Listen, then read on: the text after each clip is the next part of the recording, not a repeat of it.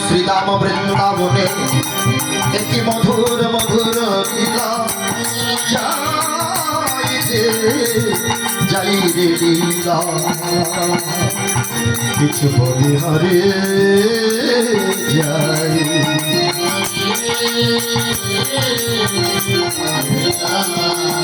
মধুময় শ্রীরাম বৃন্দাবনে অনাদি গোবিন্দ আজ মায়ের কাছে এসে আর পেতে দাঁড়াইয়ে বলিছে মা গো মা আমার ঘর পূর্ণ করে নবনী সেবা দাও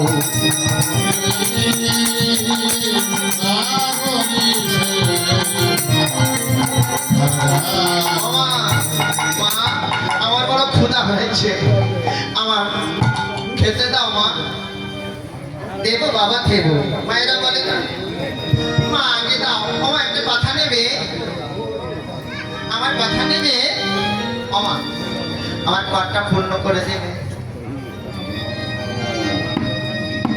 বাবা গোপাল তুমি ছোট্ট ছোট্ট দুটি ঘর পেতে বলছো ঘর পূর্ণ করে দেবে তুমি জানো না বাবা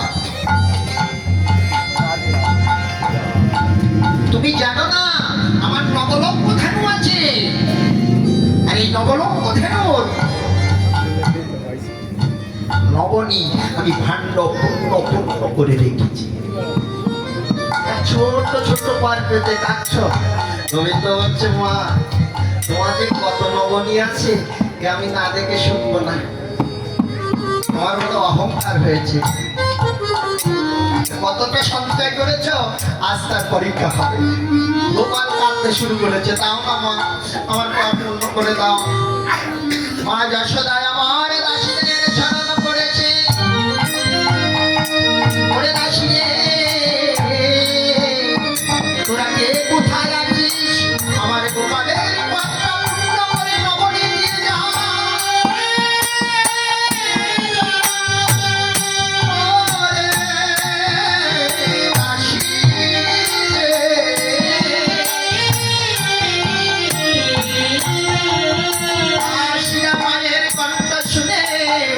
ছুটে এসে আমার গোপালের করে নদী ঢালিছে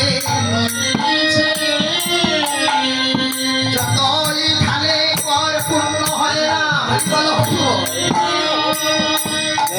যতই ঢালছে কর পূর্ণ হচ্ছে না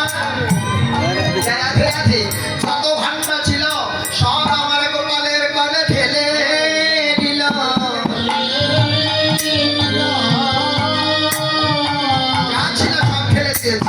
কিন্তু পূর্ণ হলো না গোপাল কাঁদছে মা গো ও মা দেখো না আমার ঘর পূর্ণ হলো না মা মা তখন রাগ করে দাসীদের বলছে তোদের বললাম না আমার গোপালের ঘরটা পূর্ণ করে দিতে তোরা তাও পারিস না দাসীরা ছুটে এসে বলছে ও মা যত নদী ছিল ভান্ডারে আমি সব ফেলেছি গো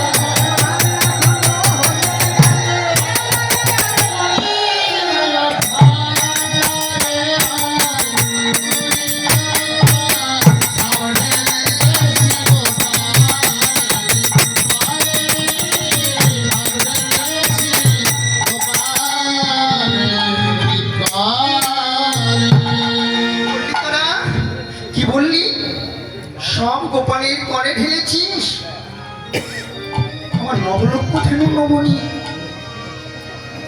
আর এইটুকু পর ছুটে এসে গোপালকে কোলে নিয়ে মা মার কি করেছে একেবারে করে তাকাচ্ছে, একেবারে বদন পানি তাকাইছে। এইটুকু পর এইটুকু ছেলে নবলক্ষ ধেনুর নবনী এই পূর্ণ হলো না। রাধে রাধে। মা আমার কি করিছে, পদে বদনে তাকাইছে, আর গোপালকে ডেকে বলিছে, ওরে গোপাল রে, আমার সেই সত্যি প্রাণের গোপাল। ও গোপাল, আমি তোকে চিনতে পারিনি বাবা। মায়েরা দেখবেন যখন বাচ্চা কান্নাকাটি করে, তখন বাবা বাচ্চা ক্ষমা করো, অপরাধ হয়ে গেছে, ভুল হয়ে গেছে, মায়েরা ক্ষমা চায় বাচ্চার কাছে। কান্না থামে না, আমার ভুল হয়ে গেছে বাবা, ক্ষমা করে দাও। আমার মা যশোদা ও গোপালের কাছে ক্ষমা চাইছে, আমার ভুল হয়ে গেছে গোপাল, আমি তোমাকে চিনতে পারিনি বাবা। এই বলে যখন কাঁদিতে কাঁদিতে নয়নের জল টপ টপ করে আমার গোবিন্দের চরণে পড়িছে, আর বদন পনে তাকাইতে খোপার ফুল ঘষে গোবিন্দের চরণে পড়েছে। রাধে রাধে। তখন ভগবান আর কি থাকতে পারে, আর কি থাকতে পারে, আমার ভগবান আর থাকতে পারলেন না। তখন কর পূর্ণ করে বলছে, দেখো দেখো মা তুমি কাঁদছো কেন, আমার কর পূর্ণ হয়ে গেছে।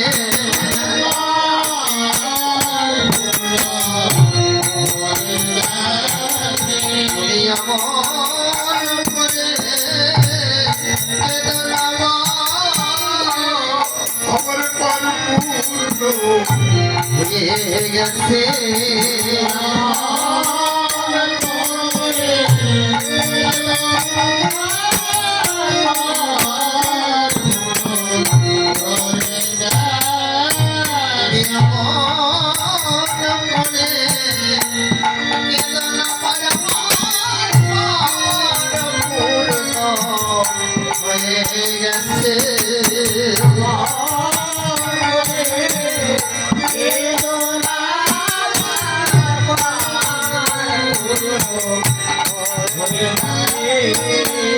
আচ্ছা বলুন তো, মায়ের কান্না থেমে যাবে না বেড়ে যাবে? পার্বণ হয়ে গেছে, মা আরো বেশি করে হাউ মাউ করে কাঁদছে, গোপাল আমি বুঝতে পারি। আচ্ছা এখানে আমাদের জ্ঞান কি আসবে, কি শিক্ষা আছে এই লীলার মাধ্যমে? এখানে আমাদের শিক্ষাটা কি আগে জানতে হবে। এখানে শিক্ষাটা হলো অহংকার। ভগবানের এক নাম দর্পহারি, দর্প করলে ভগবান ক্ষমা করবেন না। আমার নবলক্ষ ধেনু ভাণ্ড পূর্ণ পূর্ণ, এই যে অহংকার মা করেছে না, সামান্য অহংকার, ভগবানের সেবার জন্যই করেছে, কিন্তু তবুও ভগবান সইলেন না। তাই ভজন করে ভজনের ভিতরে যেন তিল পরিমাণ অহংকার না আসে, এই জন্য এই জ্ঞানটা দিলে। অহংকার করেছিল না, কে কে করেছিল বলুন তো? এক অহংকার করেছিল সুদর্শন। সুদর্শন চক্র অহংকার করেছিল, বলেছিল আমার মতন শক্তিশালী ধারণ অস্ত্র আর নেই, কারণ ভগবান সদা সর্বক্ষণ আমার হাতে রাখে, আমার মতো শক্তিশালী এই পৃথিবীতে আর কেউ নেই, পৃথিবী না ত্রিভুবনেও কেউ নেই। এই অস্ত্রের অভাব মানে অহংকার হলো। আর অহংকার করেছিল রুক্মিণী। রুক্মিণী অহংকার করেছিল যে আমার মতো রূপবতী, আমার মতো গুণবতী, আমার মতন আর এই জগতে কেউ নাই, কারণ ভগবান সদা সর্বক্ষণ আমার কাছেই থাকে। আর একজন অহংকার করেছিল, রাধে রাধে, অর্জুন। অহংকার করলো অর্জুন, অহংকার করলো অর্জুন, বলল আমার মতো শক্তিশালী ধনুর্বীর আর ত্রিভুবনে কেউ নেই, সদা সর্বক্ষণ কৃষ্ণ আমার সঙ্গেই থাকে, আমাকে নিয়েই যুদ্ধে জয়লাভ করে, তাই না? আমার নাতে সারথি। এই অহংকার, এই অহংকার ভাঙার জন্য ভগবান বলছে তোমাদের বড় অহংকার হয়েছে, ভাঙতে তো হবে। রাধে রাধে। রুক্মিণীকে কাছে ডেকে নিয়েছে, সুদর্শনকে বলছে সুদর্শন আমরা একটু গোপন আলাপ করবো, তুমি এই দরজার দ্বারটা রক্ষা করো। সুদর্শনকে দ্বার রক্ষার জন্য দায়িত্ব দিলেন। আর অর্জুনকে বললো অর্জুন আমার কিছু পদ্মের প্রয়োজন, ওই সরোবরে আছে, তুমি সরোবর থেকে কিছু পদ্ম নিয়ে এসো। অর্জুনকে পাঠালো পদ্ম আনতে। ওই পদ্মের পাহারাদার ছিল হনুমান। রামচরণ সেবার জন্য সে ওই পদ্ম পাহারা দিয়ে রেখেছে।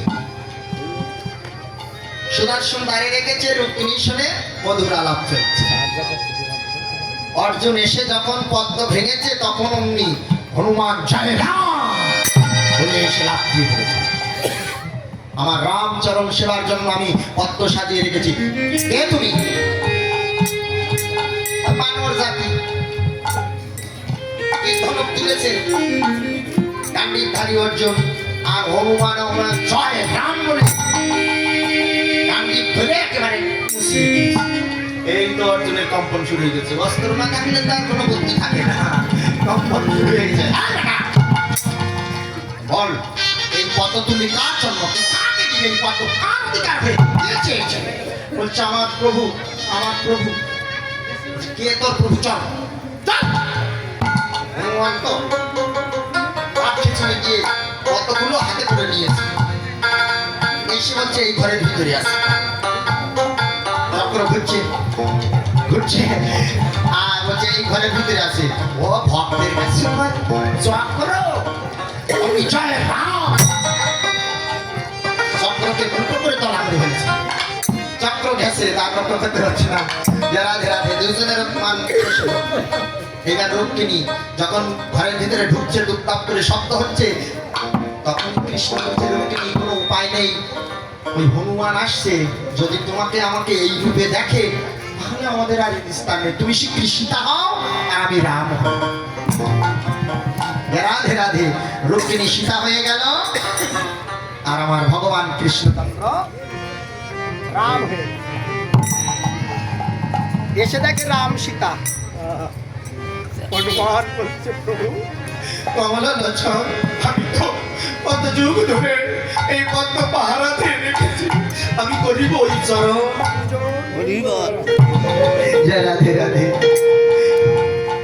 অহংকার করো না, ভগবান অহংকার সইতে পারে না, অহংকার করো না। রাধে মা করেছে তাই মাকে সাজা দিল, কিন্তু মা আরো বেশি করে কাঁদছে যখন বুঝতে পারলো আমার ভুল হয়ে গেছে, অপরাধ হয়ে গেছে। মায়ের কন্দন থামানোর জন্য কি করছে আমার ভগবান? লীলার মাধ্যম দিয়ে মহাজন বলছে আহা আরে বসিয়া মা কোলে আজি নদী খেতে খেতে দলে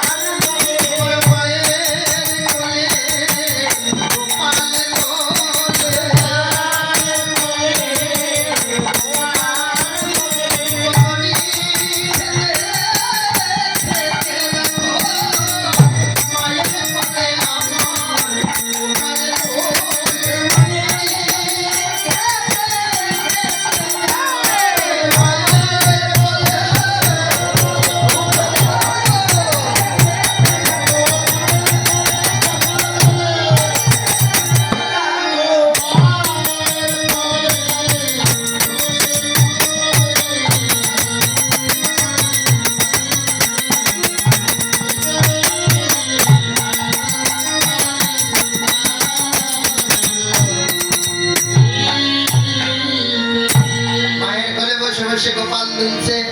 যা রাধে রাধে। গোপাল মায়ের কোলে বসে দুলছে। কেন দুলছে মা? আজ মাকে লাইবে বলে, মাকে লাইবে বলে, মাকে লাইবে বলে, মা তুলিলে জগৎ তুলবে, মাকে লাইবে বলে,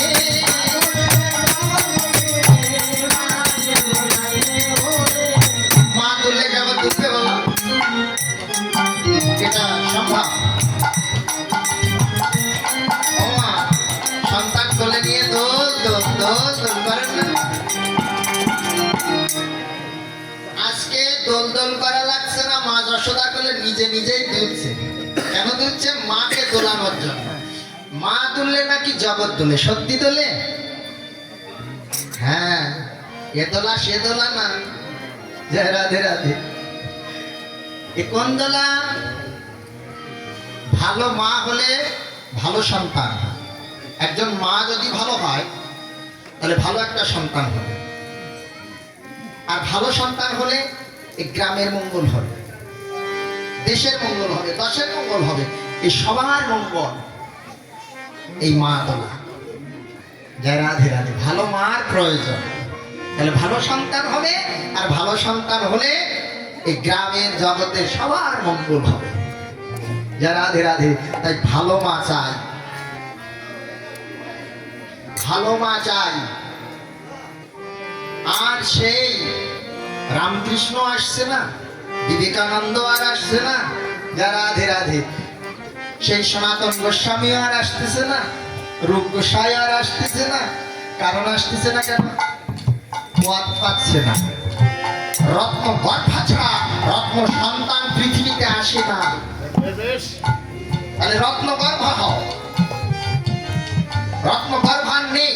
যেমন একটা প্লেন যে সময় এয়ারপোর্টে নামে, তার একটা সিগন্যাল আছে, ওই সিগন্যাল না পাওয়ার জন্য প্লেনটা উপরে ঘুরতে থাকে। তদনুরূপ এই শুভ আত্মাগুলো, সেই মহাপুরুষের আত্মাগুলো উপরে ঘুরছে, তারা নামতে পারছে না। কেন? যে ভালো মা পাচ্ছে না, এয়ারপোর্ট সিগন্যাল পাচ্ছে না। কোথায় তারা এসে দাঁড়াবে? জয় রাধে রাধে। দুঃখ পায় না, হচ্ছে না, তাই হচ্ছে না, হবে। ভালো মানে ভালো সন্তান হচ্ছে না। তাহলে মা ভালো হলে ছা ভালো হয়, ছা ভালো হলে মঙ্গল হয়। এই যেমন কার্তিক আর গণেশ দুই ভাই, তাই না? তা কার্তিক বলছে, দাদা তুমি বলো তো আমাদের দুই ভাইয়ের মধ্যে বড় কে? বলো, আমাদের দুই ভাইয়ের মধ্যে বড় কে? বলছে, তুই আমাকে দাদা বলে ডাকবি, আবার দুই ভাইয়ের বড় কে তাও শুনবি? বলছে, না না, ওই ছোট কাল থেকে তোমার দাদা বলি, ওই অভ্যাস, তাই অভ্যাস। আসলে তুমি আমার বড় দাদা না। গণেশ বলছে, ভাই আমি তো জানি না, মা জানে কে বড়, আর মা জানে। তাহলে চলো যাই মায়ের কাছে। দুর্গার কাছে এসে দুইজনে দাঁড়িয়েছে। ও মা, তুমি বলো আমাদের দুই ভাইয়ের মধ্যে বড় কে? এখন দুর্গা মনে মনে চিন্তা করছে, ঠাই দেবো ডাক্তারে, অন্যজন অভিমান করে, রাগ করছে। তাই যুক্তি দিয়েছে, দেখো এই পৃথিবী প্রদক্ষিণ করে যে আমার কাছে আগে আসবে, আমার সেই সন্তান, প্রথম সন্তান। কার্তিক একটু অহংকার করে বলছে, ও মা, দাদাকে মাস 5-6 আগে দিতে বলো, 5-6 মাস চলে যাক, তারপরে আমি যাবো। কেন? গণেশ বলছে, কেন আমি আগে যাবো? কেন? বলছে, দাদা তুমি চলবে ইঁদুরে, বিড় বিড় করে কয়েক বছর লেগে যাবে তোমার পৃথিবী ঘুরতে, আর আমি যাবো ময়ূরে, একবার উড়ে শাঁখ করে আমি মার কাছে চলে যাবো। তাই তোমাকে সুযোগ দিলাম, তুমি দাদা কি না? হচ্ছে কার্তিক, সুযোগ দিতে হবে না, একসঙ্গেই যাবো, তুই আগে যা, আমি তোর পরে যাবো। বলছে, দাদা সুযোগ দিলাম, নিলে না বলেই লাভ করি। ময়ূরে পিঠে উঠেছে, উঠে পৃথিবী ঘুরতে গেছে। আর গণেশ কি করেছে? ইঁদুরের পৃষ্ঠে পদ দিয়ে মাকে প্রদক্ষিণ করেছে। এই মাকে যখন প্রদক্ষিণ করেছে, মা নিজের কণ্ঠহার গণেশকে দিয়ে কোলে বসিয়ে দিয়েছে। কার্তিকের কিছুক্ষণ লেগে গেছে, কার্তিকের কিছুক্ষণ লেগে গেছে ঘুরতে। এসে দেখে গণেশ বসে আছে মায়ের। ও মা, দাদা গিয়েছিল না তোমার কোলে বসে পড়েছে, তুমি কোলে বসে নিয়ে তো দাদাকে জিজ্ঞাসা করো, ও দা তুমি গিয়েছিলে তো? কার্তিক, তোর মতন তো আর আমি বুদ্ধিমান নয়। জননী জন্মভূমি স্বর্গাদপি করিয়সি। এই জননী আমার পৃথিবী, জননী আমার সব। আমি মাকে ঘুরে পৃথিবী ঘুরেছি, মাই আমার পৃথিবী, আমার জন্মভূমি। রাধে রাধে। তখন কার্তিক বলছি, দাদা আসলে তুমি বড় দাদা, জ্ঞানে বিদ্যায় বুদ্ধিতেই তুমি বড়, আজ থেকেই তুমি আমার বড় দাদা। দেখলেন রাধে। এই মা, মাকে দর্শন করলে, মাকে সেবা করলে, মাকে প্রদক্ষিণ করলে পৃথিবী প্রদক্ষিণ হয়ে যাচ্ছে। রাধে রাধে। আরে মা দুললে জগৎ দুলছে, তাই মায়ের কোলে বসে দুলছে। অবহেন কালে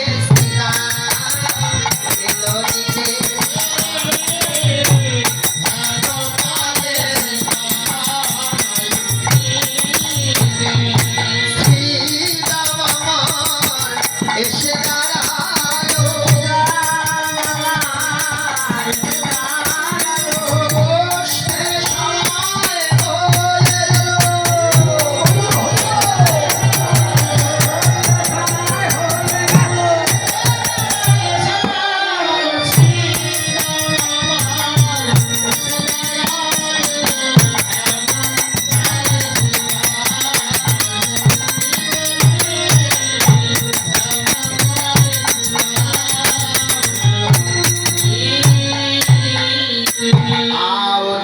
रामचंद्र रंगिया पागड़ी माथे आप लट्टूनम सुमार नाम सुदाम सदे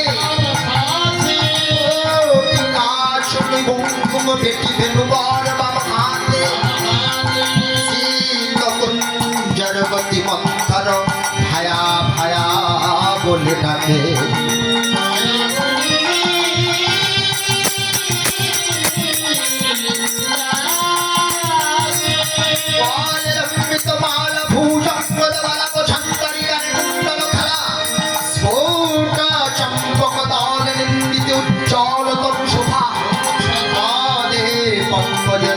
বাজে শেখরে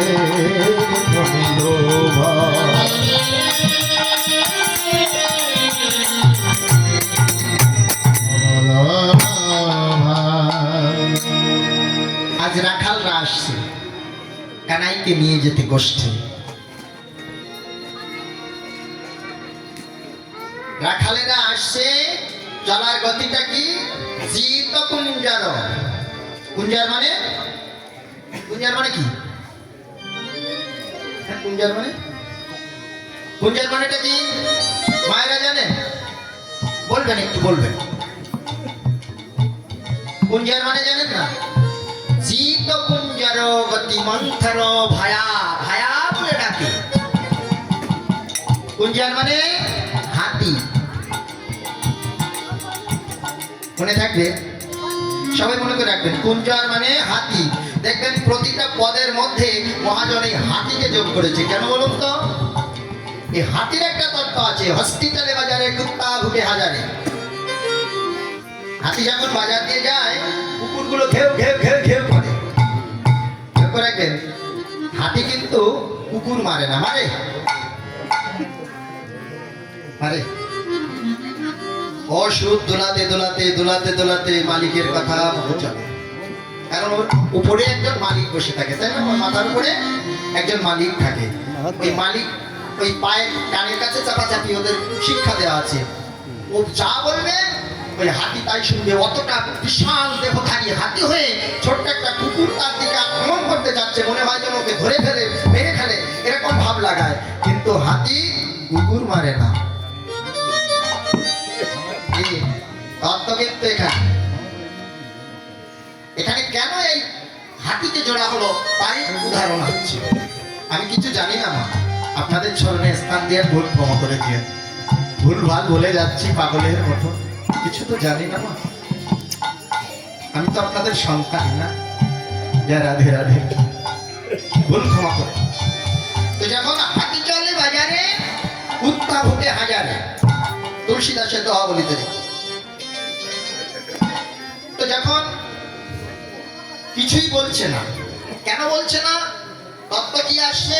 তত্ত্ব আসছে যখন গোবিন্দ দর্শনের জন্য ভগবানের উদ্দেশ্যে তোমরা চলবে, তিলক মালা চন্দন ধারণ করে রাস্তায় যখন চলবে, এরকম ধরনের কিছু ব্যক্তি আছে, তারা ঘেউ ঘেউ ঘেউ ঘেউ করবে, অকথা কুকথা বলবে, বৈষ্ণব নিন্দা করবে তারা। কিন্তু বৈষ্ণবের কর্ম কি? ওই সাউন্ডে কান দেওয়া উচিত নয়। হাতির মতো, হাতির মাথার উপরে যেমন মালিক আছে, তোমারও গুরু আছে। গুরু বাক্য ধারণ করে লক্ষ্য রাখো গোবিন্দের চরণ পরে, গোবিন্দের চরণ পথে লক্ষ্য রাখো। খবরদার এদিকে ওদিকে দেখো না, লক্ষ্য ভ্রষ্ট হয়ে যাবে না, নইলে গন্তব্যে পৌঁছাতে অনেক বিলম্ব হয়ে যাবে। রাধে রাধে। তাহলে এই তত্ত্বটা এই জন্যই, মন্ত্র মানে হাতিরও ভিতরে রাগ হতে পারে, কিন্তু বৈষ্ণবের ভিতরে রাগ থাকিবে না।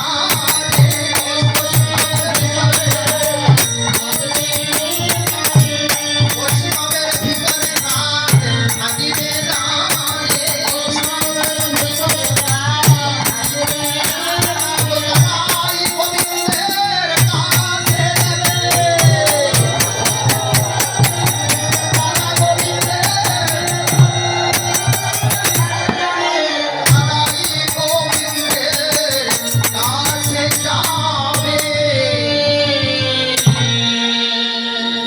রাস্তায় হাঁটছে আমরা সবাই মিলে, কিন্তু কেউ পৌঁছাবে, কেউ পৌঁছাবে না। তাই গীত কুঞ্জার গতি মন্ত্র ভায়া ভায়া বলে রাখে। পরে পরে কি বলছে? স্ফুট চম্পকতল নিত্যিকে উজ্জ্বল তনুশোভা। রাধে রাধে। বৈষ্ণবের সবার দিকে লক্ষ্য করুন, অঙ্গ সভা, বৈষ্ণবের অঙ্গ সভার দিকে লক্ষ্য করুন। 80 বছরের বুড়িও হলো তার ভিতরে একটা জ্যোতি। এই যে আমার এই কথা দেখেছেন, ভজনীয় ব্যক্তির জ্যোতি সম্পূর্ণ আলাদা থাকবে। ভজনীয় আর অভজনীয় দেখতে থাকুন, মুখ দেখলেই বোঝা যাবে যে কি করে। যারা রাধে রাধে। তাহলে স্ফুটতম পবদান নিন্দিতে উজ্জ্বল তরু শোভা, অর্থাৎ তরু মানে দেহ। এই দেহের যে শোভা, আজকে চম্পক ফুলের শোভাটা লজ্জিত হয়ে গেছে, আজ ফুলটা মলিন হয়ে যাচ্ছে এই রাখাল জ্যোতি দর্শন করে। কারণ আহারে এমন সুসজ্জা, সুন্দর সাজ, এমন অঙ্গকান্তি, আমি লজ্জিত হয়ে গেলাম। তাই ফুলটা, চম্পক ফুল সবচেয়ে ভালো সুন্দর, সেই ফুলটাও লজ্জা পাচ্ছে পথে দাঁড়িয়ে। রাধে। আমি ফুল হয়ে জন্ম নিলাম, সৌন্দর্য পেলাম, কিন্তু আমি গোবিন্দ চরণ পেলাম না।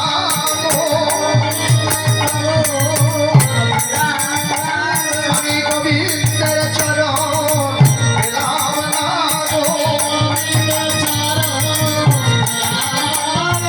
আমার জনমী হয়ে গেল।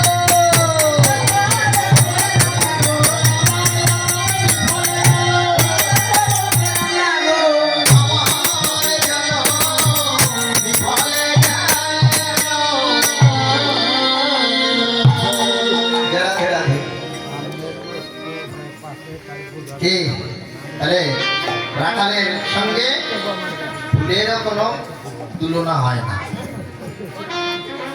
রাখাল কাদের বলে? বৈষ্ণবকে। হ্যাঁ, এটাও মানা যায়।